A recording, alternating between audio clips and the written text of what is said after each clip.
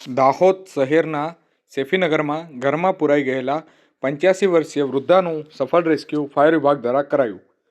આ તારીખ 15/1/2026 ગુરુવારના રોજ સાંજે 5 કલાક સુધીમાં ફાયર વિભાગ દ્વારા આપેલ માહિતી અનુસાર દાહોદના ગોધરા રોડ સ્થિત સેફીનગરમાં અકમર એપાર્ટમેન્ટ 2માં માનવતાભર્યું રેસ્ક્યુ ઓપરેશન હાથ ધરવામાં આવ્યું હતું.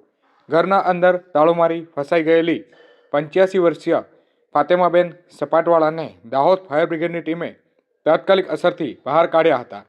ફાયર બ્રિગેડે દરવાજાની લોખંડની જાળી કાપી અંદરથી તાળું તોડી અને વૃદ્ધાને બહાર કાઢવામાં આવ્યો હતો. જોકે ફાયર ઇન્સ્પેક્ટર દીપેશ જૈન અને તેમની ટીમનો સ્થાનિક લોકોએ આભાર પણ વ્યક્ત કર્યો હતો.